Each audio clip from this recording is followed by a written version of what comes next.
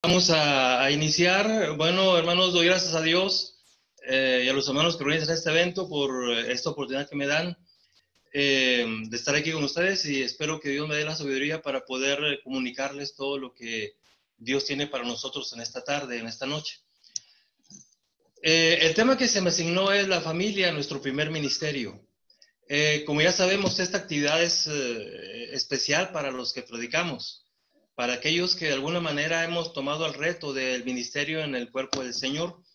Y cuando se me explicaba brevemente menos el enfoque del tema, la familia, nuestro primer ministerio, se me hablaba, y esto es cierto, hermanos, de cómo en muchas ocasiones en nuestro ministerio algo pasa, hermanos, y nuestra familia sale muy lastimada, sale muy herida. Y entonces la pregunta es, bueno, ¿por qué sale herida mi familia? ¿Y cómo hacer para sanar las heridas que a veces vienen en mi familia, en mis hijos, en mi esposa, por causa del ministerio?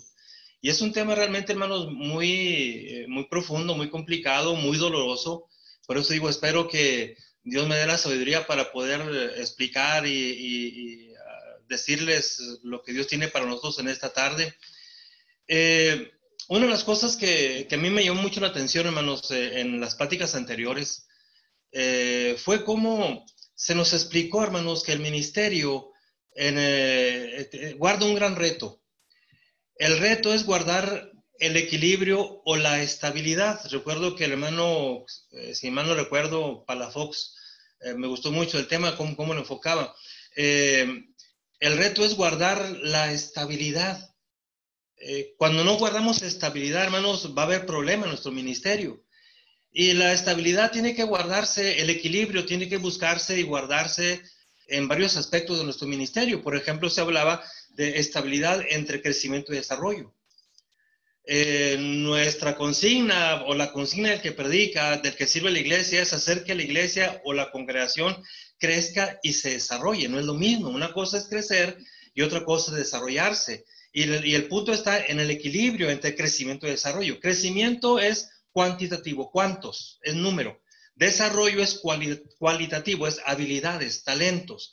Y cuando explico esto, yo lo simplifico brevemente con, por ejemplo, con un niño. Nuestro niño debe crecer y desarrollarse.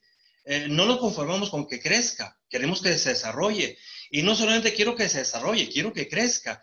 Y por ejemplo, bueno, tengo que decirlo, por ejemplo, un niño con síndrome de Down, ahí tenemos un problema. El niño con síndrome de Down solamente crece, pero casi no se desarrolla. ¿Por qué crece? Por el número, o sea, mide 1,40 de estatura y al rato ya va a medir 1,60. Al rato puede medir 1,70, 1,80 de estatura. Creció de cintura, pues usaba pantalón número 28, ahora lleva hasta 30, 34, 36, o sea, creció el niño, pero no se desarrolló. ¿Por qué? Porque no puede aprender a sumar, no puede multiplicar, y cuando mucho a veces ese niño puede aprender a abrocharse los zapatos, a ponerse la camisa, es decir, creció pero no se desarrolló.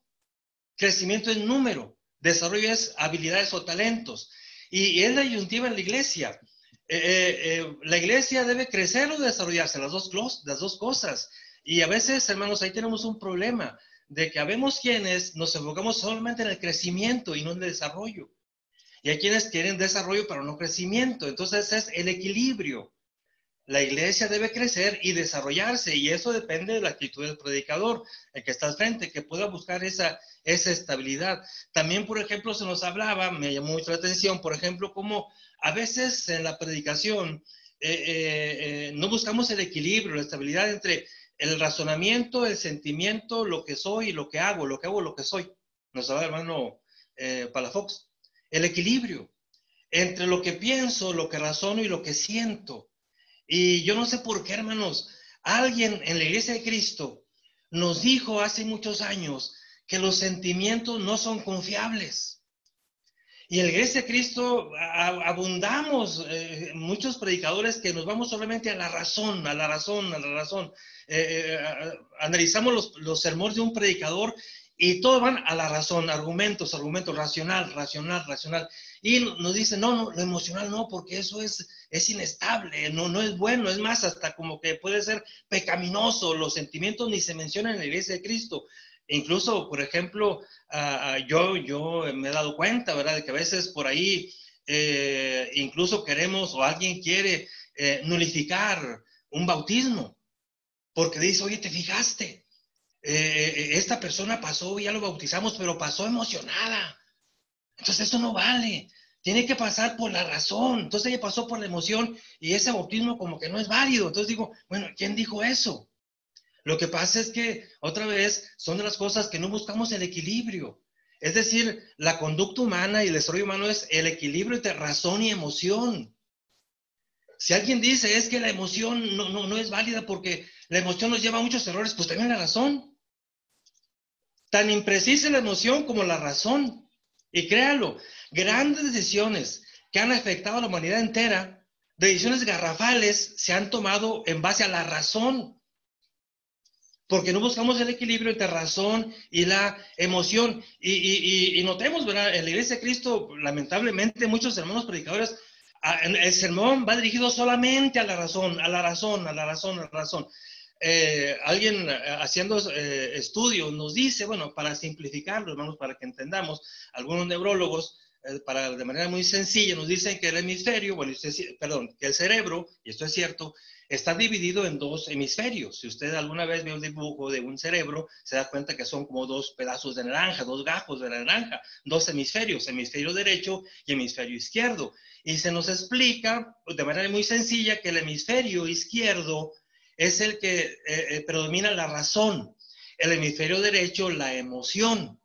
Y por alguna razón Dios cruzó los cables, ¿verdad? Y el hemisferio derecho guía o dirige mi parte izquierda de mi cuerpo y el hemisferio izquierdo la parte derecha. Pero lo que sí es cierto es que, bueno, el hemisferio derecho se especializa en la emoción y el izquierdo en la razón. Entonces, imagínense nuestro empeño, el querer solamente alimentar la razón. Así es que tenemos un hemisferio derecho inflado, mucho conocimiento, mucho raciocinio, pero no queremos nada de emoción. Y habemos predicadores que en lo emocional estamos estreñidos, hermanos, porque todo lo queremos explicar con base a argumentos, pura razón. Y nuestros sermones, ¿cómo, por qué, cuándo, dónde, para qué? O sea, pura razón. Y nada de emoción. Estamos hablándole solamente al lado izquierdo de los hermanos y jamás le hablamos al lado derecho, que es la emoción, que es tan válida como la razón. Vuelvo a repetir, no sé quién nos dijo alguna vez, quizá esto viene allá desde la época del movimiento de restauración, que alguien dijo, verán, no, las emociones no, verán, en la iglesia no se mencionan porque son malas, son imprecisas y nos llevan a muchos errores. Pues la razón también.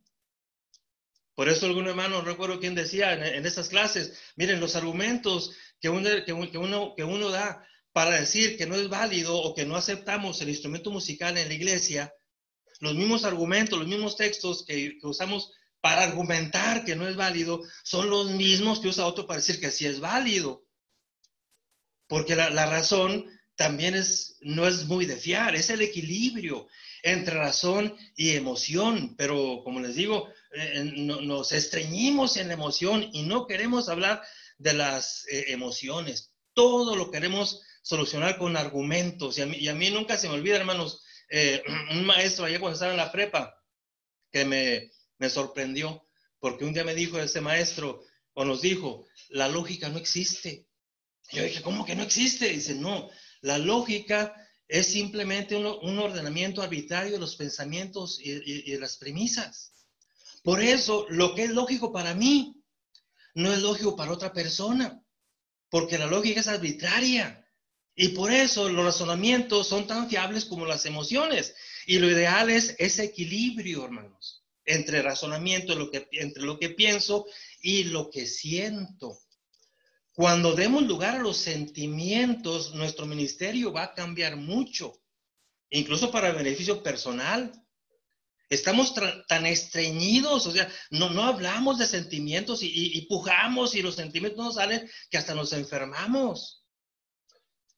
¿Cuántos predicadores estamos predicando con mucha razón? Tenemos muchos problemas y decimos, no, yo no tengo problemas y muchos argumentos para salir adelante de mis problemas, pero a medio sermón me estoy infartando porque la emoción me está ahogando, hermanos. Entonces, bueno, decía yo, es el ministerio, lo importante, bueno, lo que a mí me llamó la atención en estas clases es guardar ese equilibrio entre, por ejemplo, crecer y desarrollo, entre razón y emoción. Pero a mí me ha tocado hablar de otra área en la cual debemos tener mucho equilibrio. El equilibrio entre mi trabajo en la iglesia y mi ministerio en la familia. Es otro equilibrio. ¿Cómo hacer para equilibrar mi trabajo en la iglesia y mi trabajo en la familia? Mi familia es mi primer ministerio.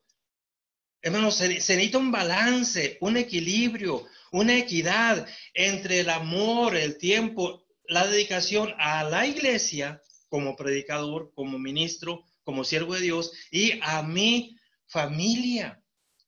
Y así como batallamos mucho para ese equilibrio en otras áreas, aquí, hermanos, estamos, pero realmente que a veces algunos damos lástima, hermanos. No podemos hacer un equilibrio entre medicación a la iglesia y medicación a la familia. Y hay un desequilibrio total, hermanos. Y por eso, hermanos, vemos tantas familias de nuestros consiervos, predicadores, familias lastimadas, heridas, dañadas. Nótese, es común a veces que en muchos predicadores hay un hijo incómodo, un hijo que decimos, pero ¿por qué? Si es hijo de predicador, ¿por qué ahora sale con que es alcohólico, drogadicto, homosexual? Flojo como él solo, eso es suavecita la cosa, es flojonazo como él solo, no trabaja, no estudia, se la pasa y quiere vivir a costa de la iglesia, flojo, nunca maduró. ¿Por qué? ¿Por qué sucede que hay familias en nuestro ambiente lastimadas, dañadas? ¿Por qué, hermanos? A veces vemos al predicador exitoso, ¿verdad? Yo aprecio a todos, para mí no hay distinción de predicadores plus y otros estándar, no, todos somos iguales, ¿verdad? Pero a veces así en términos coloquiales, ¿verdad? Decimos, no, hay predicadores que son muy sobresalientes por su estilo, por todo lo que hacen, por sus ministerios, pero yo me pregunto, y usted lo habrá notado, bueno, ¿por qué a veces junto a ese predicador que es toda una estrella, ves a su lado y su esposa tiene cara triste? La esposa tiene una cara de tristeza, de angustia, de desgaste. Y dice uno, ¿pero por qué? Y si uno se acerca a la hermana, ¿por qué está triste? Si su esposo es un predicador de mucho éxito, pues la hermana está toda desgastada, está lastimada, está herida. ¿Y saben por qué? Porque no sabemos guardar el equilibrio. Y podríamos preguntarle a esa hermana, si su esposo es un éxito, entonces ¿usted por qué tiene una cara tan triste? ¿Por qué se ve tan desgastada? ¿Por qué? Bueno, porque a veces nos es muy difícil guardar ese equilibrio, ese balance entre el ministerio con la iglesia y mi ministerio con mi familia. ¿Cuánto tiempo es para la iglesia y cuánto tiempo es solo para mi familia? ¿Cuánto dinero es para la iglesia y cuánto dinero es de mi familia? El equilibrio. ¿Cuánto amor? ¿Cuánta entrega? ¿Cuánta preocupación voy a entregar a la iglesia? ¿Y cuánta preocupación y amor y tiempo a mi familia? Hermanos, ahí está la clave de muchas cosas. Nada ganamos, hermanos, ignorando este punto. Ese punto quizá muy conflictivo para muchos de nosotros. El gran reto que tenemos es que no hemos podido estabilizar a llegar a un punto de equilibrio. Porque habemos algunos, o hay algunos, que le dan toda la iglesia y la pobre familia toda lastimada. Y hay quienes, toda la familia y la iglesia, pues totalmente en pañales, hermanos. En total desequilibrio estamos. Hermanos, nada ganamos con ignorar este punto, nada ganamos con evadirlo, nada ganamos con racionalizarlo otra vez. Empieza la razón a funcionar. empezamos a sacar argumentos de por qué sí, por qué no, nada ganamos con eso. Tenemos que enfrentar esta situación. Dice el apóstol Pablo en 1 Corintios capítulo 7, fíjense, aunque Pablo ahí no habla específicamente o solamente del predicador o del ministro, si habla del cristiano y esto se aplica, lo que dice ahí se aplica al cristiano. Primera carta a los Corintios capítulo 7, verso 32, dice, en adelante, dice, quisiera pues que estuviese sin congoja. El soltero tiene cuidado de las cosas del Señor, de cómo agradar al Señor. Pero el casado tiene cuidado de las cosas del mundo, de cómo agradar a su mujer. Asimismo, diferencia entre la casada y la doncella. La doncella, dice, tiene cuidado de las cosas del Señor para ser santa, así en el cuerpo como en el espíritu. Pero la casada tiene cuidado de las cosas del mundo, de cómo agradar a su marido. Digo esto pues para vuestro provecho, no para tender los lazos, sino para hacer lo honesto y lo decente, para que sin impedimento os acerquéis al Señor. Dice el apóstol Pablo, miren, les quiero decir una cosa, dice el apóstol Pablo, y esto va quizás directamente también para nosotros. Quiero decirles una cosa, el soltero no tiene más preocupación que servir y agradar al Señor, nada más. Pero el casado, pues el casado ya se metió en un lío. Porque el casado tiene que agradar al Señor, pero está casado y tiene que agradar a su esposa, no hay de otra. No hay de otra. Me gusta la versión que hace la versión internacional. Dice, yo preferiría, fíjense, esta versión cómo lo traduce. Yo preferiría que estuvieses libres de preocupaciones. Dice, fíjese. Yo quería porque ustedes no tuvieran preocupaciones. Dice, el soltero se preocupa de las cosas del Señor y cómo agradarlo. Pero el casado se preocupa de las cosas de este mundo, cómo agradar a su esposa. Y sus intereses están divididos. Aquí está, hermanos. La lucha entre ese equilibrio. Estamos casados, hermanos. Por lo tanto, no es justificable que diga, Señor, descuidé a mi familia por servirte a ti. No. Tampoco es justificable decir, Señor, descuidé la iglesia por servir a mi familia. No, dice el apóstol Pablo, todo está ya dividido, ni modo. Por eso dice, quisiera evitarles problemas. Pero el que se casó ya tiene dos a quien servir, no hay de otra. Así es que el predicador tiene dos objetivos a quien servir y agradar. Y dos preocupaciones que lo van a dividir. Preocuparse y trabajar para la iglesia y preocuparse y trabajar para su familia. Otra vez, no es justificación decir, es que mi familia se perdió, hermano, porque yo tanto que me entregué a la iglesia. No, si usted si supiera, hermano, yo estudios hasta la madrugada y me levantaba bien temprano y haciendo evangelismo. Por eso mi familia quedó como quedó. No, eso no justifica, dice el apóstol Pablo. Tienes dos a quien agradar, dice Pablo, y tu mente, tu tiempo ya quedó dividido. Entonces, es lo que provoca, hermanos, cuando no podemos hacer este equilibrio, pues provoca tantas heridas en la familia. El tema es la familia. Ya hablamos mucho de la iglesia en los temas anteriores. ¿Cómo hacer, hermanos, para no causar heridas en mi familia? ¿Cómo hacer para sanar heridas?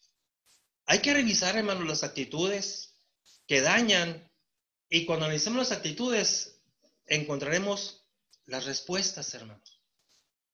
Quiero en esta ocasión hablar de tres actitudes que no me permiten guardar equilibrio entre iglesia y familia y que al final acaban dañando a mi familia.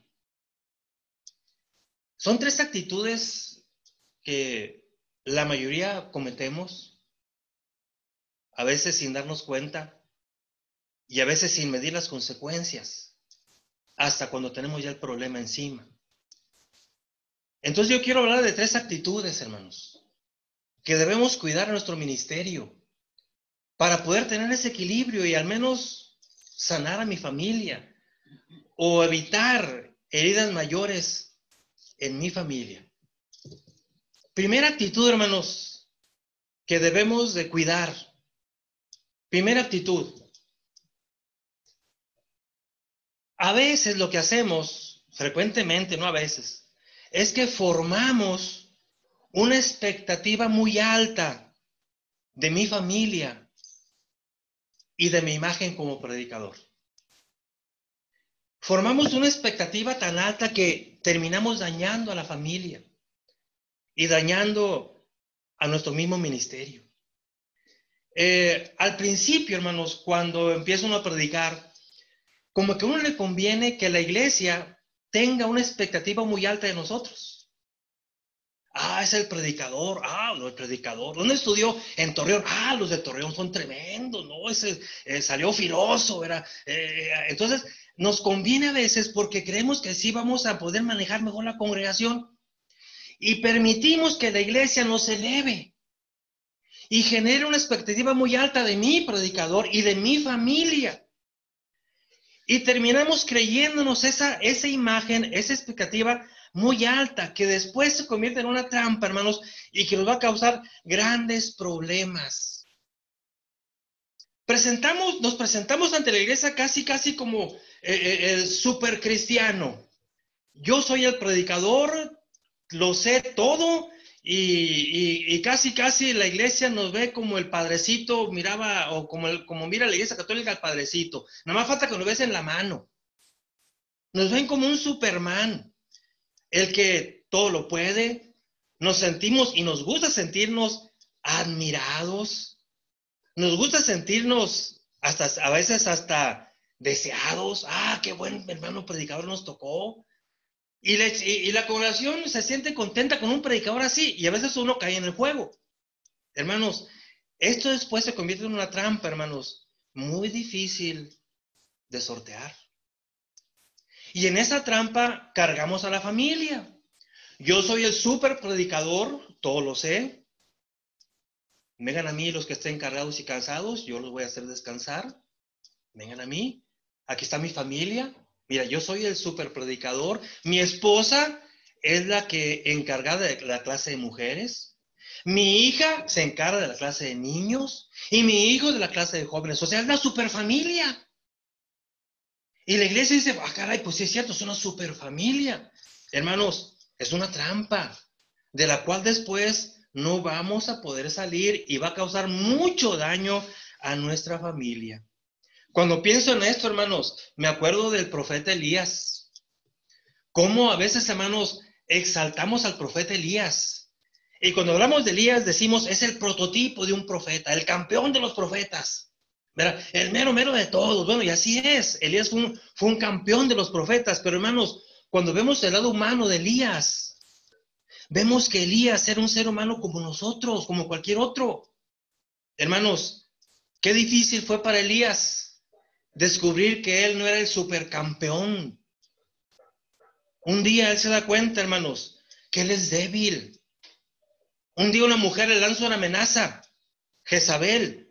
Él le dice, vas a ver, lo que hiciste con mis profetas, te lo voy a hacer a ti. Y te doy 24 horas, y en 24 horas te voy a matar, porque tú mataste a mis profetas. Y Elías sale huyendo, hermanos, corriendo. Y dice la palabra del Señor, en primer libro de los Reyes, dice, primer libro de los Reyes, capítulo 19. Fíjense, qué triste, hermanos, qué dramático es ver al campeón de los profetas, verlo así. 19:4, dice, y se fue por el desierto un día de camino, y vino y se sentó, dice, debajo de un enebro, y deseando morirse, fíjense, deseando morirse, dijo, basta ya, oh Jehová, quítame la vida, no soy mejor que mis padres. Fíjense, ¿dónde está el campeón? Dile Elías, Señor, me siento mal. Yo no soy el campeón que los demás se imaginan. Señor, me quiero morir. Siento que estoy defraudando a mis papás. Señor, por favor, quítame la vida. Y se duerme abajo de aquel enebro hasta que el ángel llegue y lo despierta. Y Elías debe seguir adelante. Y después, ¿qué pasa? Se va a una cueva. Imagínense, al campeón de los profetas, al prototipo, ahora se siente débil. Se quiere morir. Y dice, me siento mal. Estoy defraudando a mis papás. Si mi papá me mirara aquí, me haría vergüenza de cómo estoy actuando. Estoy débil y me quiero morir. Y ustedes saben la historia. Sigue su camino y se va a una cueva. Y en aquella cueva, ahí lo encuentra Jehová. Veamos lo que dice más adelante. Dice, se levantó pues Y comió y bebió y fortaleció en aquella comida y caminó 40 días y 40 noches hasta llegar al monte de Dios. Dice, ahí se metió en una cueva donde pasó la noche y vino a él palabra de Jehová, el cual le dijo, ¿qué haces aquí, Elías? Hermanos, qué triste espectáculo. El campeón de los profetas ahora metido en una cueva, débil, llorando. Y Jehová va y lo ve ahí en la cueva y dice, Elías, ¿qué estás haciendo aquí? Dice Elías, pues ¿cómo que qué hago? Es que me siento mal, estoy solo, todos me dejaron. Hermanos, qué drama, hermanos. Qué drama. Hermanos, ¿dónde está? Diría Elías, Señor, es que no soy lo que la gente piensa. La gente me ve y dice, mira Elías, el campeón, el super profeta, el que casi lo vemos volar. Dice, Señor, es que ese no soy yo. Y me siento mal, me siento solo y tengo miedo. Y siento que estoy defraudando a todos los que confían en mí. La iglesia, hermanos, así nos quiere ver y caemos en la trampa. Y quiere ver a mi familia. Yo soy super chuy Amaya, hermanos. Ahí en el Madero, les aseguro que si este domingo les digo, hermanos, voy a volar, muchos se lo van a creer porque piensan que a mí las varas no me hacen nada. A mí me pueden criticar, se pueden reír de mí y Chuy Amaya ni se inmuta, o sea, nada, porque es el super predicador, hermanos, y no es así, hermanos. Los problemas nos duelen, le duelen a mi familia. ¿Por qué tienen que formarse la imagen de que mi esposa es la super esposa y mis hijos son super hijos, super cristianitos, que nada les va a pasar? Hermanos, junto con nosotros está nuestra familia. Y a veces ponemos otra vez el parámetro muy alto, hermanos. Es nuestro error. Y permitimos que la iglesia nos adjudique esa imagen. Vuelvo a repetir, a veces nos conviene al principio.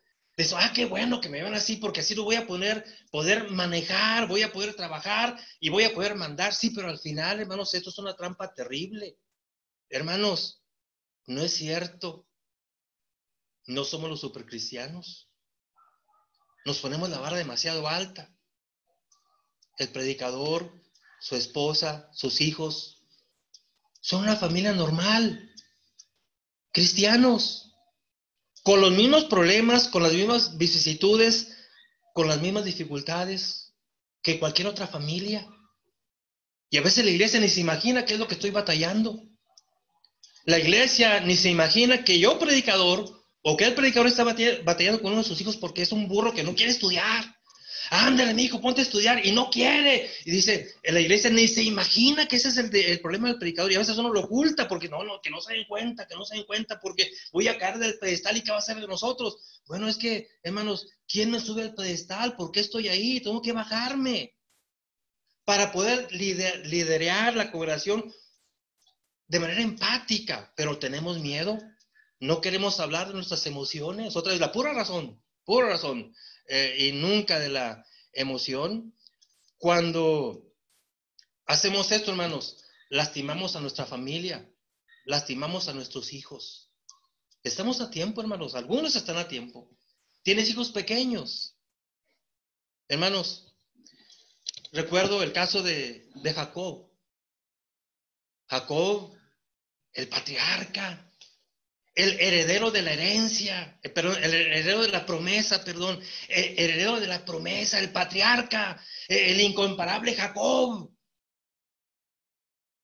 Pero Jacob, cuando tiene familia pequeña, yo imagino a Jacob disfrutando a sus hijos pequeños, llevándoselos al campo. A ver, mijo, vénganse para acá.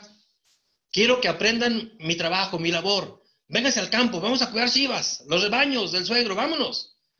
¿Y cuántas veces Jacob llegaría contento a su casa con sus esposas diciendo, mujer, mis hijos van aprendiendo muchas cosas? No, hombre, cuando estén grandes van a hacer muchas cosas conmigo. Mira, mis hijos ya aprendieron a distinguir cuando viene una tormenta para que guarden el ganado.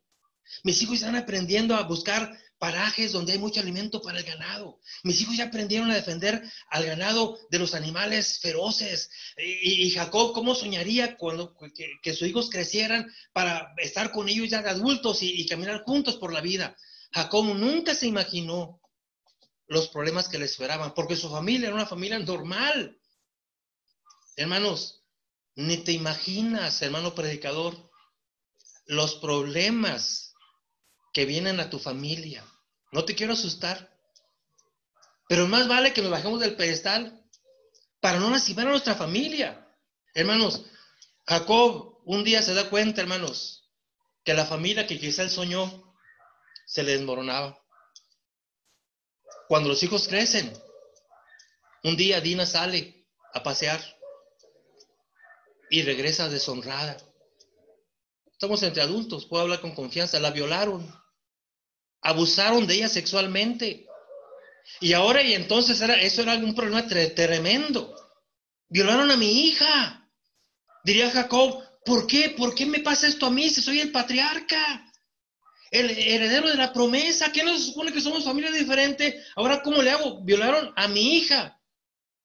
A los pocos días, llegan sus hijos Simeón y Leví, sus manos llenas de sangre, fueron y mataron. Ustedes ya saben la historia, no quiero detenerme en esto. Fueron y mataron a todo ese pueblito, ¿verdad?, donde estaba Siquem. Y regresan con las manos llenas de sangre, se comportaron como bandoleros, robaron todo. Dice Jacob, ¿qué han hecho? Me han hecho abominable, que no saben quién soy. Soy un profeta, soy un patriarca, soy el heredero de la promesa de Abraham. ¿Qué han hecho de mi familia? Ahora tengo una hija deshonrada, tengo dos criminales en la familia que se comportaron como bandoleros, como sicarios. Y luego Rubén se acuesta con la concubina de Jacob. Hijo, ¿qué hiciste? ¿Por qué me haces eso? ¿Qué te he hecho? ¿Por qué me tienes tanto coraje que tomaste una de mis concubinas? Dirá Jacob, Señor, ¿por qué me pasa esto? Y luego Judá se va.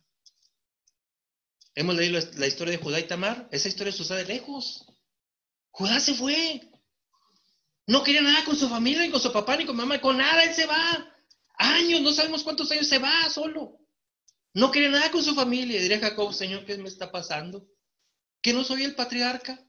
¿Que no me escogiste tú? Tú me escogiste desde el vientre. Tenías dos opciones y me escogiste a mí. Soy el heredero de la promesa. ¿Por qué tengo que estar viviendo esto?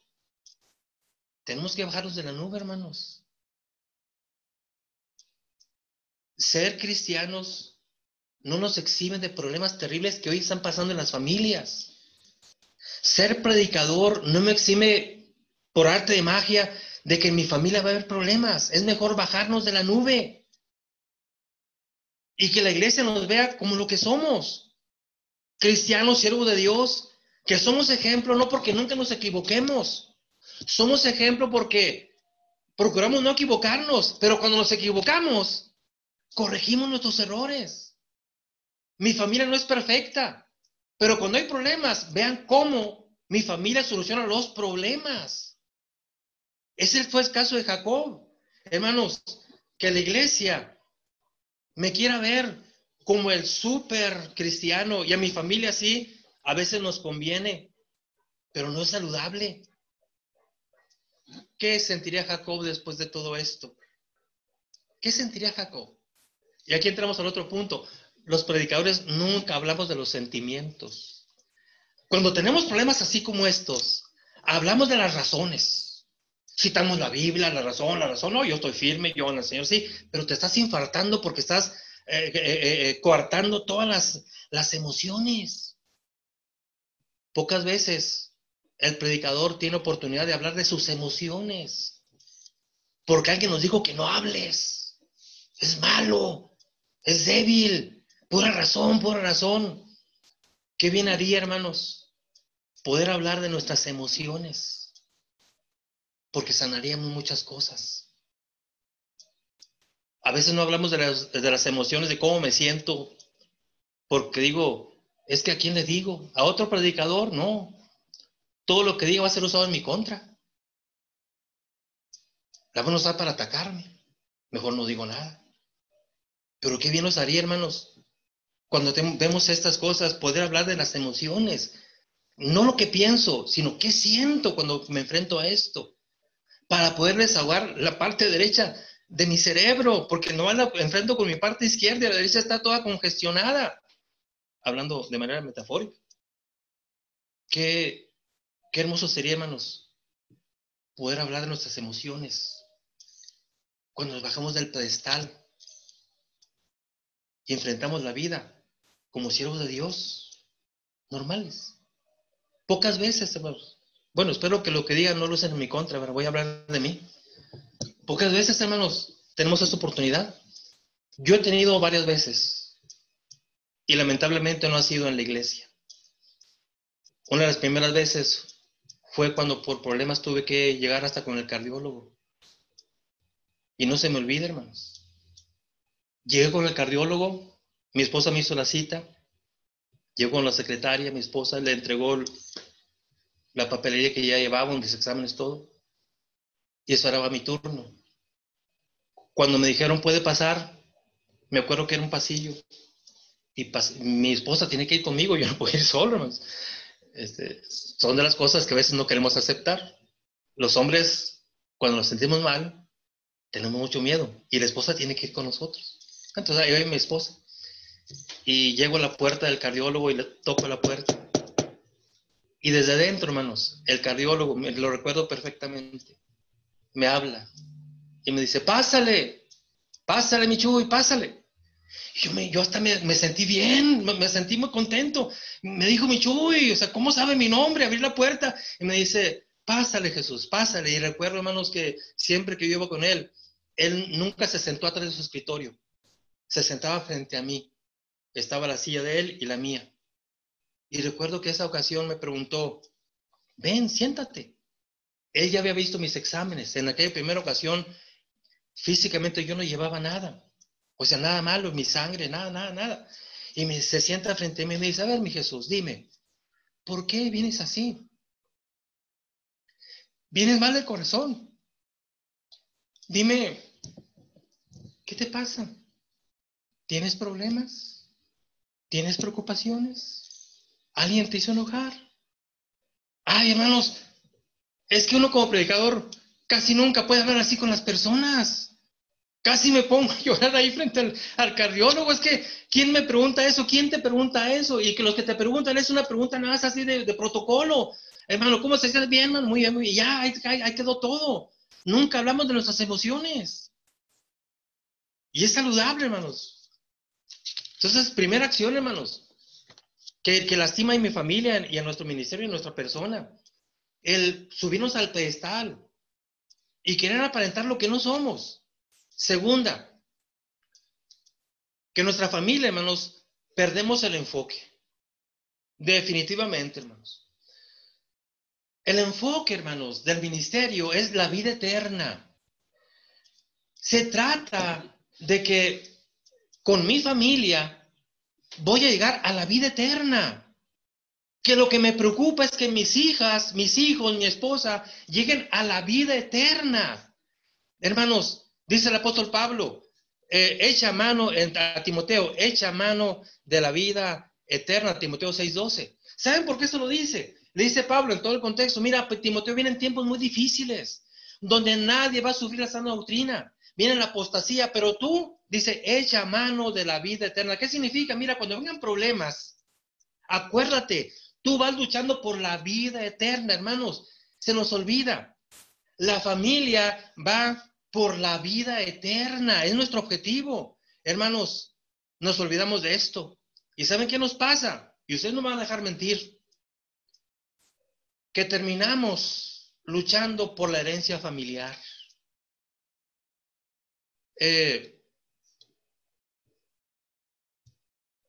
Yo sé, hermanos, que el que predica invierte mucho para levantar una congregación y a él le costó, a él y a su familia, levantar la congregación, tantos problemas que enfrentaron para salir adelante.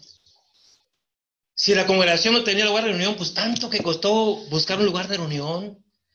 Al predicador le costó conseguir fondos, andar pidiendo ayudas, comprar un terreno, levantar el lugar de reunión. Tanto que le costó que dice, bueno, pero me costó tanto para que otro venga y se quede con lo que yo hice. No, ¿Y saben qué hacemos? Mi familia, es que ellos tienen que quedarse. Es que a nosotros nos costó. Y entonces perdemos el enfoque, hermanos. Es que se trata de la vida eterna. Y terminamos, yo entiendo, hermanos, lo entiendo, porque otra vez, los que me conocen saben que yo vengo de familia de predicador.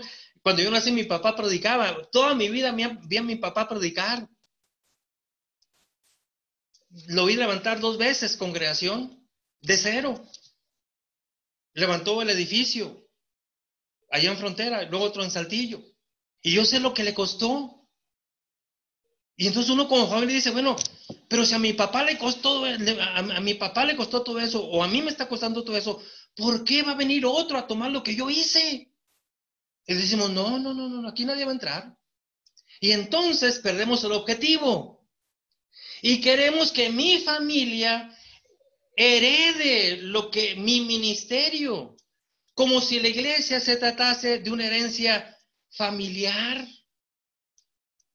Quiero decirles una cosa, admiro a los hijos de predicadores, porque hay varios aquí, yo los admiro, a los hijos de predicadores que por vocación y voluntariamente ahora son predicadores. Hay varios aquí, los podría mencionar, no lo voy a hacer por error a que se me pase alguno, pero créalo, cuando yo veo a un hijo de predicador ahora predicando eficazmente y entregándose, yo lo admiro.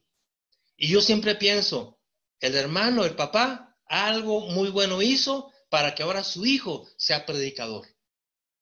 Eso es indiscutible. Pero yo estoy hablando de otra cosa, de cómo a veces, hermanos, dejamos la consigna. Hijos, familia, el día en que yo me muera, esta es la herencia que les dejo. Y a ver cómo le hacen. No quiero a nadie aquí porque nadie va a valorar lo que nosotros decimos. Hermanos, y a veces le dejamos la consigna a un hijo.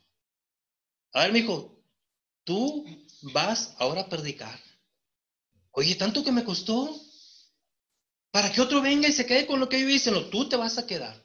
Y el muchacho ni quiere, pero tú te tienes que quedar. Pasa lo que pasa a veces con otras profesiones, como el médico.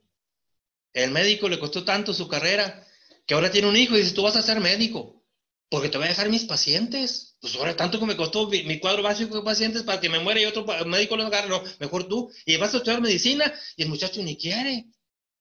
Y así pasan muchos traumas, hermanos. Así pasa con el médico, con el contador, con el abogado, con muchas profesiones que dejan un legado que pesa a la familia, porque ahora tú tienes que cuidar mi negocio.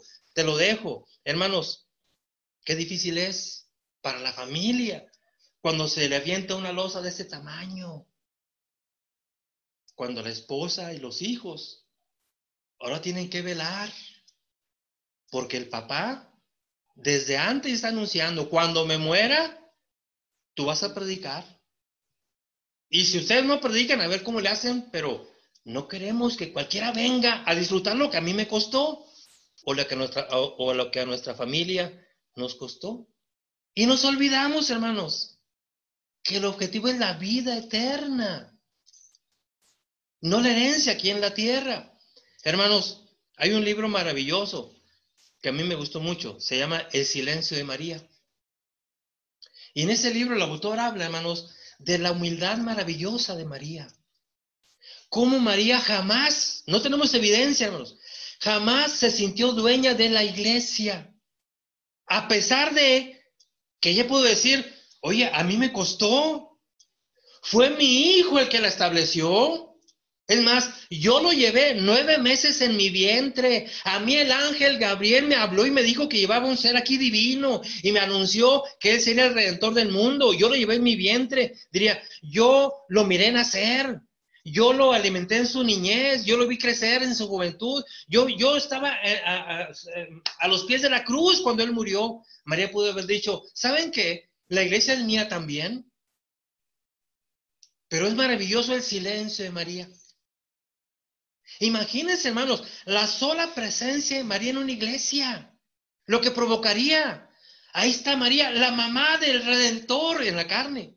O sea, era como para acercarse y admirarla y respetarla, no sé, es la mamá del Redentor, hermanos. Pero el silencio de María es humildad.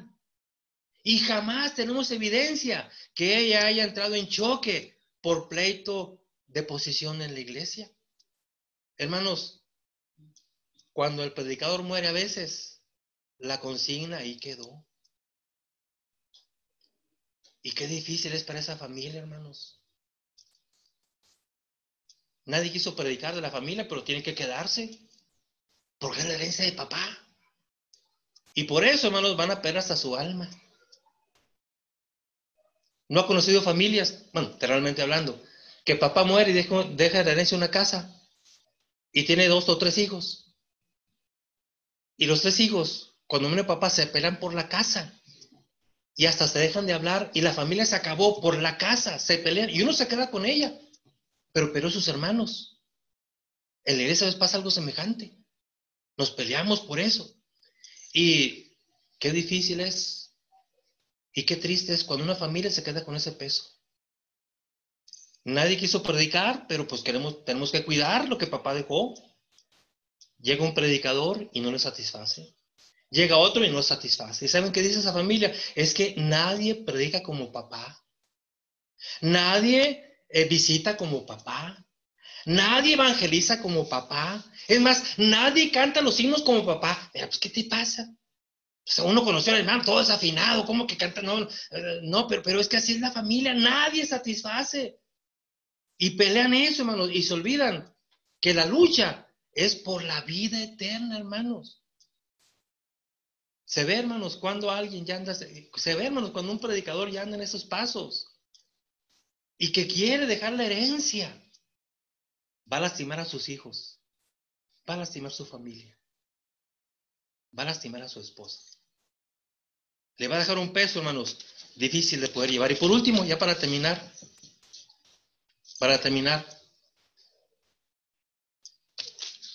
poder, hermanos, quitarnos los predicadores. Estamos en ese juego. Trabajar para la iglesia y cuidar mi familia. Hemos visto 2 pasos. No aceptar un panorama muy alto. No ver las cosas como una herencia. Es la salvación lo que interesa. Y el último, dijimos, el predicador tiene que jugar 2 papeles. Juega para la iglesia, se preocupa por la iglesia y se preocupa y se ocupa en su familia. La capacidad, hermanos, para quitarnos el uniforme de predicador y ponernos la vestimenta de papá con nuestros hijos en la casa. Lamentablemente, a veces hay hermanos que no pueden quitarse el papel de predicador. Y son predicadores las 24 horas del día. Y hasta lo decimos, yo soy predicador 24 horas del día. Estás haciendo daño a tu familia. Es que tienes que quitarte la vestimenta de predicador y vestirte de papá cuando es con tu familia. Ese daño, hermano, lo causa tener muchas profesiones. El médico, que nunca se quita el uniforme de médico y llega a la casa analizando a sus hijos. Van a comer, que esos ojos, a ver, estás diabético, que no, espérate, eres papá, no vienes como médico. O el psicólogo, ¿verdad? Llega a su casa y llega como psicólogo y llega analizando a los hijos, ¿verdad? Y a la esposa, ¿verdad? Los traumas que tiene, ¿no? Eres papá. O el dentista, ¿verdad? El hijo no se puede reír porque el papá ya lo está ahí examinando los dientes y poniendo un puente. Espérate, eres papá. Quítate el uniforme de dentista. Haz el bien a tu familia. Hermanos, yo te invito a que en este momento, hermano predicador, hermana, hermana que está aquí presente, voltee a ver a su esposo. Voltee a verlo. Hermano, voltee a ver a su esposa. ¿Sabe qué, hermano? Probablemente su esposa lleva mucho tiempo queriendo hablar con el esposo y usted no se quita el traje de predicador. Siempre hablando como predicador. Y su esposa, quítate el uniforme, quiero hablar con mi esposo, con los hijos. Por eso Jesús, hermanos, encantaba a la gente. Porque él se quitaba las de vestimenta del Hijo de Dios y se ponía la vestimenta del Hijo del Hombre, el que platicaba, el que convivía. Por eso Zaqueo se quedó encantado. Zaqueo ese día se sube al árbol porque quiere ver al Hijo de Dios. Y sorpresa, se encontró con el Hijo del Hombre, accesible, amable, que lo ve y le dice: Zaqueo, bájate de ahí, voy a ir a tu casa. El que convivió, el que comió con él. Jesús se quitaba el uniforme para convivir con la gente. Lo hizo con Zaqueo. ¿Se acuerdan de la mujer enferma de flujo de sangre? 12 años enferma. Dice, tenía miedo, lo tocó y tenía miedo. Y Jesús pregunta: ¿quién me tocó? Y ella tiene miedo. Y cuando se ve descubierta, dice Jesús, dice el Señor: fui yo. Y dice la Biblia, y le contó toda la verdad. Qué hermosa expresión. Jesús la escuchó y ella le contó toda la verdad. Ese día fue inolvidable para esta mujer. Se encontró con alguien que la escuchaba. Es el Hijo de Dios, pero es el Hijo del Hombre, el humano, el que se acercó a mí y me escuchó todo lo que yo tenía que decirle, mi enfermedad, mi sufrimiento. Me escuchó en todo y me dijo: no te preocupes, tus pecados te son perdonados. Era maravilloso. Hermanos, ¿cuándo fue la última vez que me acerqué a mi familia como papá? Los que somos hijos de predicador, cada quien tiene su propia historia. Pero yo recuerdo, hermanos, cuando era niño y cuando era jovencito, yo quería que mi papá me hablara sin la Biblia. Porque cada vez que me hablaba y me corregía, lo hacía con la Biblia. Y decía: papá, yo con ganas de decirle: papá, suelta la Biblia, no me hables como predicador, regáñame como papá, por favor. Porque cuando me regañas con la Biblia como predicador no te puedo contestar. No puedo hablar contigo. Dímelo como papá. Hubo dos experiencias que a mí se me quedaron. En una ocasión, hermanos, yo estaba tendría unos 11, 12 años, y mi hermana mayor que yo. La verdad no recuerdo qué pasó, hermanos, no recuerdo. Pero algo pasó en la iglesia. Algo hice o algo hizo mi hermana. Y papá nos estaba regañando en la casa. Y recuerdo, hermanos, que nos lleva a la recámara y mi mamá está a un lado, mi hermana y yo estamos parados, mi papá está frente a nosotros y nos empieza a regañar. ¿Qué no se dan cuenta? ¿Por qué hacen eso? ¿No se dan cuenta? Y recuerdo perfectamente, hermanos, que mi papá se sienta en la cama frente a nosotros y comienza a llorar. Pero ¿saben qué dijo? Lo que dijo a mí me dolió mucho. Y dijo: ¿y ahora qué van a decir los hermanos? Y yo pensé: ¿y yo? Yo quiero hablar con mi papá. Él está pensando: ¿qué va a decir la iglesia? Pero yo quiero hablar con mi papá, que me diga qué voy a hacer yo. Y eso no se me olvida. Pero hubo otro evento, hermanos, que a mí me salvó. Pasaron los años, yo me fui de frontera, me fui a estudiar, y un día, después de que pues ya casi no lo miraba porque vivíamos en ciudades diferentes, un día nos tocó asistir a una reunión especial de la iglesia en México, y la reunión era en un hotel muy, muy bonito. Entonces a todos los asistentes nos hospedaron en ese hotel, y nos hospedaron de 2 en 2 en cada recámara, y a mí me hospedaron con mi papá. Yo viajé, llegué a la Ciudad de México, llegué al hotel, pedí las llaves de mi habitación, me las entregaron, entro a mi cuarto y ya está mi papá. Era de noche ya. Y nos íbamos a pasar la noche juntos, y le dije: papá, ¿ya cenó? Me dijo: no, te estaba esperando. Y recuerdo que bajamos del hotel, empezamos a caminar por unas calles de México, encontramos un restaurante y empezamos a cenar. Y esa noche platiqué con mi papá, no con el predicador. Y esa noche me rescata, hermanos, porque platiqué con mi papá. Entonces, hermanos, ¿qué esperamos? Dañamos a nuestra familia cuando caemos en el juego perverso de pensar que somos los supercristianos, el predicador que todo lo puede y la superfamilia. tarde o temprano eso nos va a causar muchas heridas. Dañamos a nuestra familia cuando no nos quitamos nunca el uniforme, cuando tenemos expectativas muy elevadas de lo que es nuestra familia y de lo que podemos ser. Dañamos nuestra familia cuando no aprendemos a hablar de nuestras emociones, de nuestros sentimientos. Hermanos, gracias por su atención. Que Dios les bendiga. Son muy amables.